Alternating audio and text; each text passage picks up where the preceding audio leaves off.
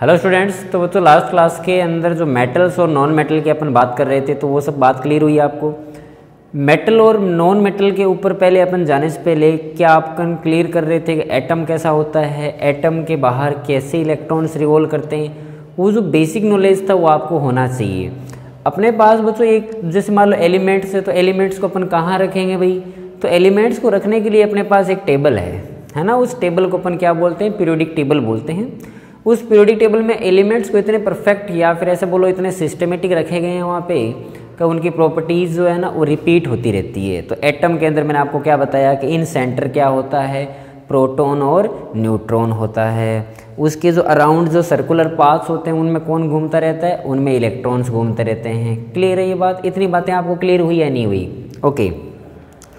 अब क्या होता है कि जैसे कि मान लो कोई एटम है, मान लो कोई एटम है अपने पास, तो एटम में क्या होगा, अपने पास एक न्यूक्लियस होगा, है ना। एक अपने पास सेंटर में कौन होगा, एक न्यूक्लियस होगा। उस न्यूक्लियस में कौन रहेगा, प्रोटॉन और न्यूट्रॉन रहेंगे। उसकी जो सेल्स होगी, जो मैं क्या बोलता था, ऑर्बिट बोल दो या फिर सेल बोल दो, ये सर्कुलर पाथ में होती है। ये सेल्स जो होती है वो डिपेंड करता है कितनी चाहिए। मान लो मैंने ऐसे करके कुछ सेल्स बना दी, इनमें इलेक्ट्रॉन्स घूमते रहते हैं। क्लियर है? इनमें इलेक्ट्रॉन्स जो होते हैं वैसे घूमते रहते हैं। तो बोलिए चलो इलेक्ट्रॉन इसमें घूम रहे हैं ऐसे करके, क्या बोलते हो, ये इलेक्ट्रॉन इसके अंदर रिवॉल्व कर रहे हैं, घूमते रहते हैं।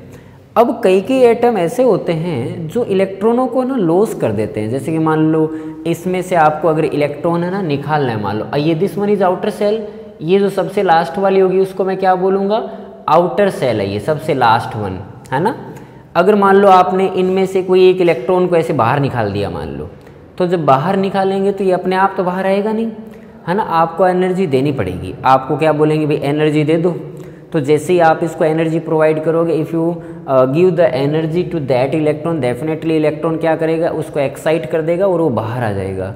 तो जब वो बाहर आ जाएगा तो ठीक है, इसके ऊपर कैसा चार्ज आएगा, तो जब भी इलेक्ट्रॉन लॉस होते हैं ना, तो इलेक्ट्रॉन लॉस होने के बाद इलेक्ट्रॉन पे कैसा चार्ज होता है, नेगेटिव। तो नेगेटिव होता है, माइनस में इसका चार्ज होता है। अंदर जो न्यूक्लियस होता है, न्यूक्लियस के ऊपर क्या होता है भाई, अपने पास तीन होते हैं बच्चों, एक होता है इलेक्ट्रॉन, एक होता है प्रोटॉन और एक होता है न्यूट्रॉन, ठीक है ना। न्यूट्रॉन पे कोई चार्ज नहीं होता है। न्यूट्रॉन जो होता है वो न्यूट्रल होता है। चार्ज का मतलब है कोई प्लस माइनस नहीं होता है। और जो प्रोटॉन होता है वो एक पॉजिटिव चार्जेबल होता है, उसके ऊपर प्लस होता है। और इलेक्ट्रॉन जो होता है वो नेगेटिवली चार्ज होता है ना। वो क्या होता है, नेगेटिव चार्ज होता है, उसके ऊपर माइनस में होता है कुछ ना कुछ, इसके ऊपर सिर्फ प्लस में होता है। तो अगर मान लो आप इलेक्ट्रॉन निकालोगे तो माइनस वालों को कम कर रहे हो, तो अगर माइनस वालों को कम कर रहे हो तो अपने एटम में प्रोटॉन तो सेंटर पे है, तो प्रोटॉन तो उतने ही रहेंगे, प्लस तो उतना ही रहेगा। ऐसे समझो कि पहले जब एक एटम था, जब वो न्यूट्रल था, तो उसके पास मान लो इसके अंदर 5 प्रोटॉन थे, तो उसके बाहर जो है ना मान लो 5 इलेक्ट्रॉन घूम रहे थे, ऐसा सोचो। उसमें से एक इलेक्ट्रॉन निकाल दिया तो क्या सीन हुआ, सिर्फ 4 इलेक्ट्रॉन रह गए और 5 प्रोटॉन रह गए। तो 4 तो चलो कैंसिल हो गया, एक एक्स्ट्रा प्रोटॉन रहा या नहीं, यस सर, एक प्रोटॉन रह गया। इसका मतलब प्लस आएगा या नहीं आएगा, यस सर प्लस आएगा। तो अपन ऐसा कह सकते हैं ना कि जब भी इलेक्ट्रॉन निकाले जाएंगे तो प्लस चार्ज आएगा। और अगर इलेक्ट्रॉन को गेन करोगे तो मान लो अगर मैंने बोला कि इलेक्ट्रॉनों को गेन कर लिया आपने, कैसे न कैसे करके बाहर से ना कोई इलेक्ट्रॉन लेके आए और इसके अंदर मान लो छोड़ के चले गए, जो उसकी आउटर मोस्ट सेल थी उस आउटर मोस्ट सेल में इलेक्ट्रॉन छोड़ के चले गए। तो अगर मान लो आप छोड़ के चले जाओगे तो उसके ऊपर कैसा चार्ज आएगा, तो सर वो माइनस का। क्यों कहे वो सर आपने इलेक्ट्रॉन ज़्यादा हो गए। इन केस ऑफ अगर मान लो इलेक्ट्रॉन ज़्यादा हो गए तो नेगेटिव चार्ज ज़्यादा हो गया, तो नेगेटिव चार्ज हो गया तो atom acquire negative charge, atom acquire minus charge, उसके ऊपर क्या आ जाएगा, माइनस चार्ज आ जाएगा। बेसिकली यहीं से स्टार्ट होती है कहानी। जो मेटल्स होते हैं, जो मेटल होते हैं वो मेटल हमेशा क्या चाहेंगे, वांट्स टू लॉस इलेक्ट्रॉन। वो हमेशा ये चाहेंगे कि उनके आउटर मोस्ट से इलेक्ट्रॉन ले जाओ। This is the definition of metal. Metals are what, metals are wants to, जो क्या चाहेंगे, मेटल हमेशा क्या चाहेंगे, वांट टू लॉस इलेक्ट्रॉन। वो हमेशा इलेक्ट्रॉन को लॉस करेंगे और खुद किस में बन जाएंगे, अगर वो इलेक्ट्रॉनों को लॉस करेंगे तो, अगर वो इलेक्ट्रॉनों को लॉस करेंगे तो उनके ऊपर कैसा चार्ज आएगा, पॉजिटिव चार्ज आएगा। क्या ये बात समझ में आई? और पॉजिटिव को क्या बोलूँगा, electropositive. And make electropositive, and make electropositive, वो क्या बन जाएंगे, इलेक्ट्रोपॉजिटिव बन जाएंगे। ये मेटल की डेफिनेशन है। This will be the definition of metal. Metal means what? Metals are those element which wants to loss electron make electropositive. For example sodium. Sodium की ये बच्चों टेंडेंसी है, वो एक इलेक्ट्रॉन लॉस करता है। जैसे वो एक इलेक्ट्रॉन लॉस करेगा तो उस पर प्लस आ जाएगा, और वो एक इलेक्ट्रॉन को लॉस कर दिया तो इसका मतलब sodium wants to loss electron, sodium wants to loss electron, so that sodium is considered as a metal, sodium is considered as a metal. अपन उन्हें क्या बोलेंगे, ये मेटल है सर। इज इट क्लियर और नॉट? जैसे फॉर एग्जांपल कैल्शियम, तो calcium wants to loss electron, always calcium wants to loss electron. उसके लेट सपोज आउटर मोस्ट में कितने इलेक्ट्रॉन है वो ही लॉस किए जाएंगे, तो वो तो डिपेंड करता है किसी के पास कितने होते हैं, किसी के पास कितने होते हैं। सोडियम के पास 1 होता है, तो वैसे ही कैल्शियम के पास भी कुछ होते ही होंगे। अभी अपन ये डिस्कशन नहीं कर रहे कितने होते हैं, ठीक है ना। तो बोलेंगे सोडियम ने मान लो 2 इलेक्ट्रॉनों को लॉस कर दिया, तो बताओ कितना चार्ज आएगा सर, 2 आएगा। क्या बोलते हो, जितने इलेक्ट्रॉन लॉस करोगे उतना ही प्लस चार्ज बढ़ता रहेगा। बट क्वेश्चन इज नॉट, ये अभी ये अपना क्वेश्चन नहीं है कितने लॉस किए, question is that how many electrons are loss but wants to loss. ये प्रॉब्लम है कि वो लॉस करना चाहता है। अगर कोई लॉस करना चाहता है तो calcium is considered as a metal. अपन क्या बोलेंगे, कैल्शियम जो है वो एक मेटल है सर। इज इट क्लियर और नॉट? ओके, एक वर्ड आता है नॉन मेटल, एक वर्ड आता है नॉन मेटल। तो नॉन मेटल क्या होता है, नॉन मेटल में उल्टा लिखेंगे अपन। नॉन मेटल हमेशा ये चाहेंगे कि उन्हें कोई इलेक्ट्रॉन दे दे, है ना, उन्हें कोई इलेक्ट्रॉन दे दे। तो ये हमेशा क्या करेंगे, वांट्स टू गेन इलेक्ट्रॉन। इनको कोई इलेक्ट्रॉन लेके आओ, आप इनसे निकालो मत, इनको इलेक्ट्रॉन दो। और जैसे ही इनको इलेक्ट्रॉन मिल जाएंगे उनके ऊपर कैसा चार्ज आ जाएगा, नेगेटिव आ जाएगा। And wants to gain electron and make, क्या बनाएंगे, electro not positive, electro negative. ये क्या बन जाएंगे, इलेक्ट्रो नेगेटिव बन जाएंगे हमेशा। जैसे for example nitrogen, nitrogen never wants to loss electron, always wants to gain electron. जैसे 3 इलेक्ट्रॉन अगर इसने गेन कर लिए तो बताओ माइनस आएगा या नहीं आएगा, कितना माइनस आएगा सर, 3। जितने इलेक्ट्रॉन गेन करेगा उतना ही नेगेटिव चार्ज बढ़ता जाएगा। तो मैं क्या बोलूँगा, अच्छा ऐसा है क्या, नाइट्रोजन इलेक्ट्रॉन गेन करने में विश्वास रखता है, तो nitrogen is consider as a non metal, nitrogen is consider as a non metal. क्या बोलते हो, आई बात समझ में? जैसे for example F minus, F is fluorine, तो F जो है वो 1 इलेक्ट्रॉन लिया, तो जैसे उसने 1 इलेक्ट्रॉन लिया F माइनस बन गया। तो मैं F को क्या बोलूँगा कि F wants to gain electron, वो कितने भी ले, दिस इज नॉट मैटर, ये अपना भी केस नहीं है, बट वांट्स टू इलेक्ट्रॉन, तो it means this consider as a non metal, non metal. Is it clear? तो ये जो डेफिनेशन थी वो लेवोसियर नाम के अपने पास साइंटिस्ट था, क्या था उसका नाम, Lavoisier. Lavoisier is a father of chemistry. ये क्या था, फादर ऑफ केमिस्ट्री। ये केमिस्ट्री का बच्चों पिता था, जिसने ही ये बात बताई थी कि elements are 2 type, elements are 2 type. कौन कौन, this one is metal and another one is non metal, another one is non metal. But after some time metalloids are discovered. When metalloids means they have both property metal and non-metal were discovered. जब उनकी discovery हुई Lavoisier was fail, Lavoisier definitely क्या हो गया, fail हो गया। तो उस टाइम बात खत्म हो गई। तो बोले मेटलॉइड्स मतलब क्या था, metalloids means what, having both property metal and non metal. means what, they wants to lose electron even they wants to gain electron also। ये दोनों ही काम करना चाहते हैं, तो उन्हें अपन क्या बोलते हैं, मेटलॉइड्स बोलेंगे। क्लियर है मेरी बात? तो अब मैं कह सकता हूँ कि मेरे पास 3 टाइप के एलिमेंट हो गए फिर तो, मेटल, नॉन मेटल और मेटलॉइड्स, मेटल, नॉन मेटल और मेटलॉइड्स। जैसे बोलेंगे मेटल के कुछ एग्जाम्पल, मेटल जैसे कि आयरन बच्चों, iron is represented by Fe, है ना, iron is a metal. Aluminium, aluminium is represented by Al and aluminium is a metal. Cr is a chromium, chromium is a metal, है ना।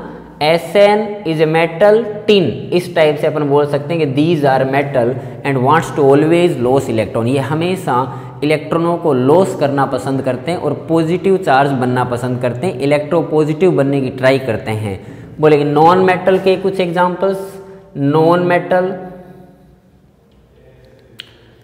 का मतलब जैसे हेलोजन्स, फ्लोरीन, क्लोरीन हुआ, bromine हुआ, iodine हुआ, कार्बन बच्चों, carbon is a non metal, है ना। बोरोन हुआ, नाइट्रोजन हुए, ऑक्सीजन हुए, these are non metals. And metalloids, third one is metalloids. Metalloids are what, metalloids having both property metal and non metal. तो metalloids के example,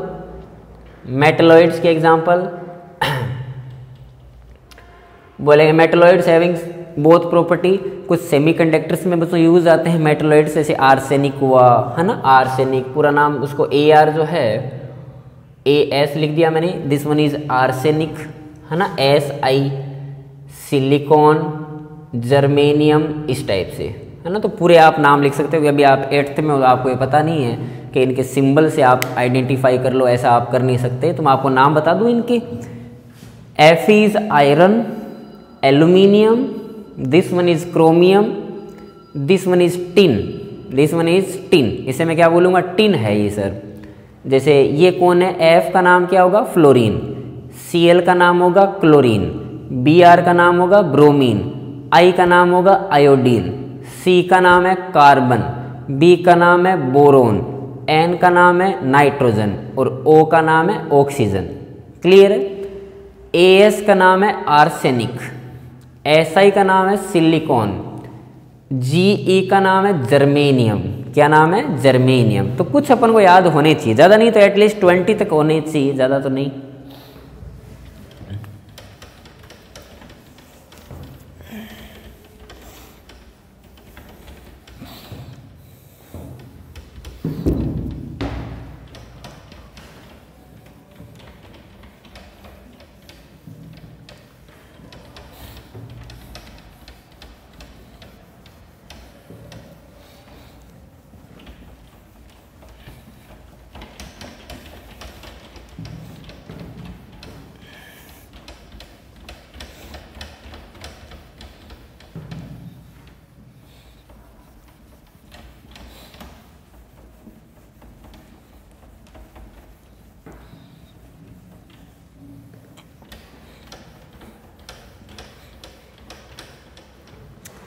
चलो कुछ metals के अपन करेक्टरिस्टिक्स देखते हैं, भी मेटल कैसे होते हैं, है ना। भी मेटल के क्या क्या करेक्टरिस्टिक्स है, how to identify this one is metal और नॉट। तो मेटल के कुछ आपको देख के पता लग जाना चाहिए, हाँ सर ये मेटल है।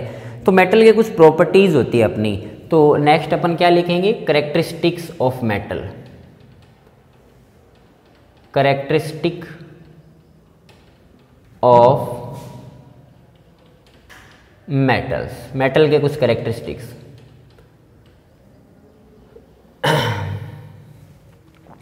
पहले अगर बात करें फिजिकल स्टेट की, तो जो मेटल होते हैं वो जनरली जो सॉलिड स्टेट में पाए जाते हैं, क्योंकि इनके अंदर जो बॉन्डिंग होती है ना काफ़ी स्ट्रॉन्ग होती है, सो दैट ये सॉलिड में रहना पसंद करते हैं। बट एक दो मेटल अपने पास है जो रूम टेम्परेचर पे लिक्विड में रहते हैं, जैसे मर्क्यूरी है। तो मर्क्यूरी बच्चों रूम टेम्परेचर पे लिक्विड स्टेट में होता है, जो थर्मोमीटर होता है उसके अंदर होता है ना। तो बाकी जनरली जो मेटल होते हैं वो किस में होते हैं, सॉलिड स्टेट में, due to strong attraction forces की वजह से होता है बच्चों, ठीक है ना। उसके अंदर क्या होता है, बॉन्ड अच्छे होते हैं, तो उसकी वजह से वो एटम है ना बहुत ही पास पास आ जाते हैं। तो मुझे ऐसा लिखना चाहिए, जनरली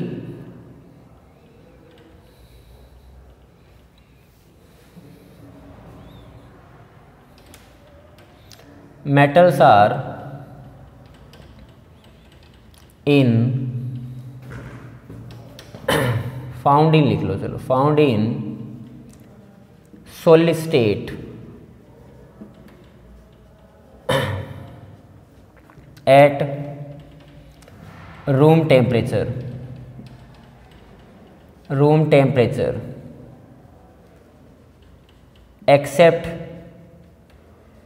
एक्सेप्ट मर्क्यूरी, मर्क्यूरी जो होता है वो सॉलिड स्टेट में नहीं रहता है, एक्सेप्ट मर्क्यूरी, मर्क्यूरी को अपन रिप्रेजेंट करते हैं Hg से, mercury is found in liquid state, except mercury, mercury is found in liquid state, exist in liquid state, ये पानी जैसा होता है, ठीक है ना, लिक्विड स्टेट में रहता है मर्क्यूरी जो होता है। सेकेंड वन, अगर मैं कलर की बात करूं, कभी कलर कैसे होंगे इनके, तो generally metals are silvery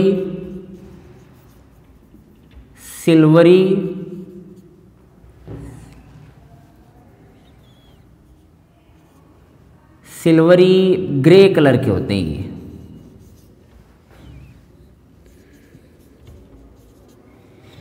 silvery grey colour का मतलब ये थोड़े काले काले से होते हैं मेटल, जनरली मेटल्स होते हैं, बाकी ऐसा नहीं है कहते, वैसे कोई रूल नहीं है कोई, ये काले काले कलर के होते हैं, और भी कलर के हो सकते हैं, किसी भी टाइप के कलर के हो सकते हैं, जनरली बात कर रहा हूँ मैं तो, ठीक है ना भाई। अगर मान लो ऐसे बोले तो गोल्डन अलग कलर, मतलब जो गोल्ड है, तो गोल्ड तो आपको पता है ना वो कहाँ काले कलर का होता है, तो वो सर येलोइश कलर का होता है, कॉपर भी रेडिश ब्राउन कलर का होता है, समझ हमारी बात। तो ऐसा कोई रूल नहीं है, बट जैसे कॉपर है, Cu का मतलब है कॉपर, कॉपर जो होता है वो रेडिश ब्राउन कलर का होता है, रेडिश ब्राउन होता है, वो कहाँ ग्रे कलर का होता है, लेकिन जनरली बात करते हैं अपन, जैसे गोल्ड है तो Au को बोलते हैं गोल्ड, तो गोल्ड जो होता है वो किस टाइप का होता है, गोल्डन येलो जैसा ना भाई, येलो होता है, गोल्डन येलो जैसा होता है, उसका कलर जो होता है वो गोल्डन येलो होता है, बट वो तो ग्रे नहीं होता। मैं तो जनरल बात कर रहा हूँ कि इन जनरल अगर बात की जाए तो ऐसा होता है। थर्ड नंबर पे अगर बात करें, हार्डनेस, जो मेटल्स होते हैं वो हार्ड होते हैं, मेटल्स आर हार्ड,